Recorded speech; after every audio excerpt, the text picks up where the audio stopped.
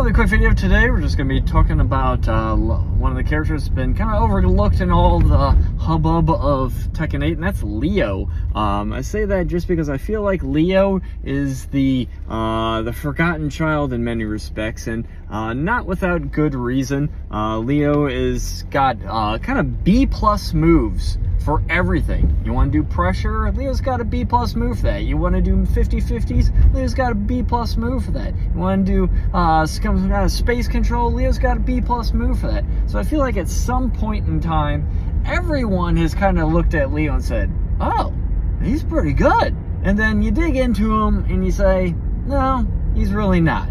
He's lacking that A+ move, that A+ strategy to really make him shine as a character, with maybe the exception of back 1-4 in the earlier days before it got nerfed. But for the most part, a well-rounded character that has just lacked an identity, and I feel like Tekken 8 might finally be the time where we get that identity to shine through. And the reason why I have such high hopes for this is because he's just he's a lot of moves, he has a lot of opportunities where picking between one of two moves is kind of like, I could pick one, I could pick the other, both equally good. What do I do? Now maybe we can, with some of them maybe being turned into heat engagers, we can finally see some of these moves now kind of singling themselves out and having a little more personality. Here's an example. You go into balk, down both punches, and you say to yourself, well, I can hit two. Two's great.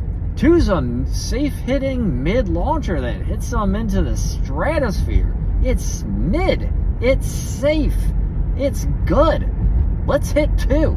Oh, but wait, what's three? Well, it's also a launcher. It has a homing move, and it's plus on block? Oh, let's hit three. Or do I hit two? I don't know. They're both so good, such fantastic, like, maybe these might be A moves actually, but at least B+ moves that I can't decide. What am I gonna do here?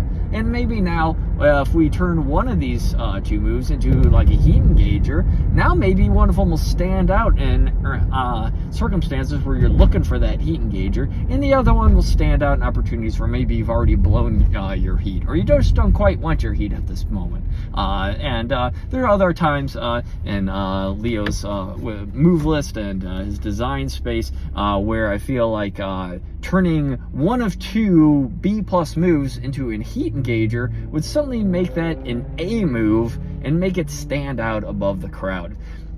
Not only that, but I feel like he's a character that if the heat system, if there's one character who could benefit from the heat system very well, it's Leo, and that's because I feel he already has a bit of it thrown around in there.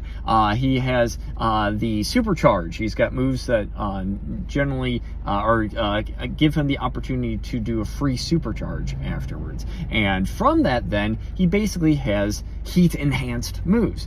His rave spin gets an extra hit on it, his back 1-3 combo gets an extra hit on the end of it, so he's got these great mid-low mix-up tools after this supercharge. Well, let's just swap that from requiring the supercharge to requiring heat first, and suddenly those moves are fantastic, and he's fantastic. So I'm really glad that they chose him for the base roster, and I really think he's going to be he's a sleeper here. I think he's always been on the brink of greatness, and this is going to push him past that. Entirely speculation, nothing to base this on other than hopes and dreams, but but nonetheless, I think Leo's time to shine is going to be Tekken 8.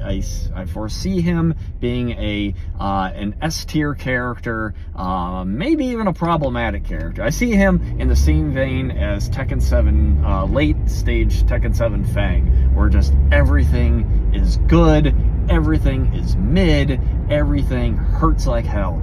So yeah, I think Leo, keep an eye out for that Leo guy. Ending.